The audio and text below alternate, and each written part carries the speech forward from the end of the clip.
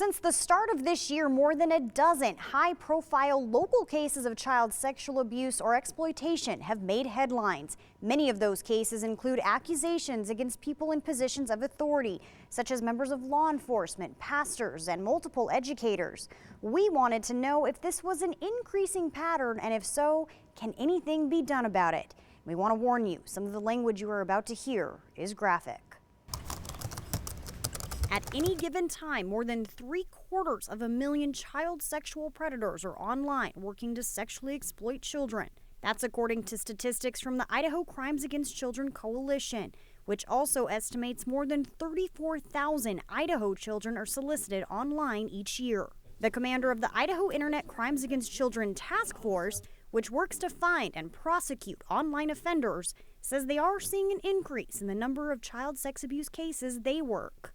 To date, I believe we're probably about 640-ish, and keep in mind we still have about 3 months to go. I believe last year we were about 570, the year before maybe 250. So it's progressively getting more and more. Some reasons for that?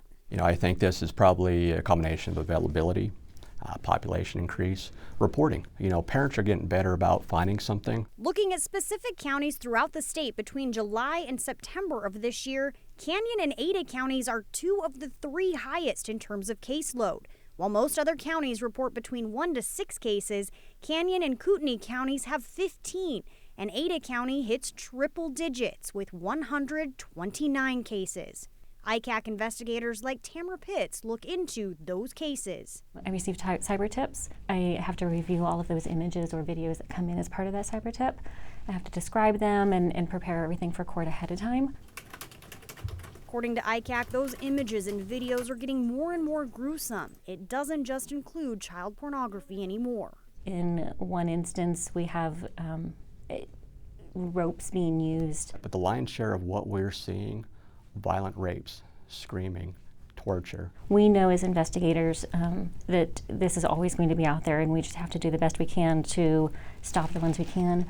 But every time I hear the new stats come out, it just is staggering to hear how much we've increased since the last time. But it's not just the online world with anonymous predators where cases are popping up. Recent arrests from around the Treasure Valley include prominent authority figures such as police officers, teachers, and youth coaches. Gene Fisher with the Special Crimes Unit in the Ada County Prosecutor's Office says it may not be that those types of cases are on the rise, but rather awareness is. Unfortunately, in some areas, like the Catholic Church, like the Boy Scouts, you are learning about a systemic problem that has been there for such a long time that it's all just being uncovered now.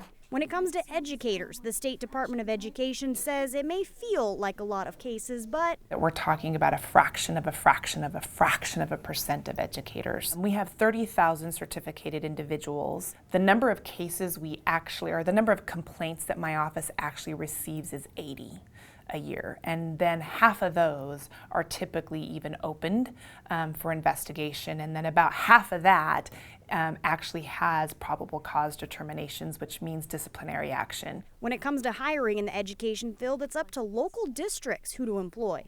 However, the DOE does run nationwide background checks on every potential hire. But we will get notified of any arrests that any of the states report, all 50 states. As for certified educators, we also run a check to ensure that you haven't had any disciplinary actions in other states.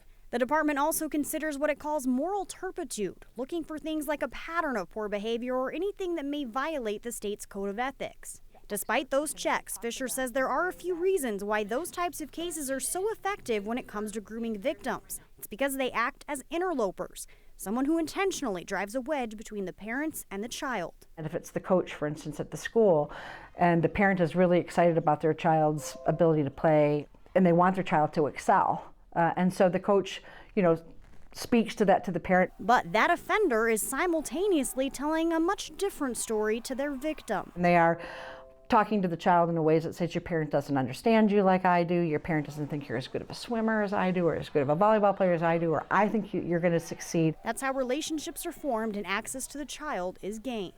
While ICAC says there will always be child predators out there, any work that gets even one predator off the streets or off the internet is a success. These cases are the hardest to work, But these cases are, in my opinion, the most rewarding in law enforcement.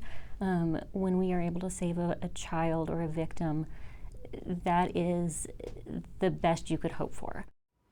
The task force does have a wellness program in place to help with the mental health of its investigators who have to look at all of that explicit online content.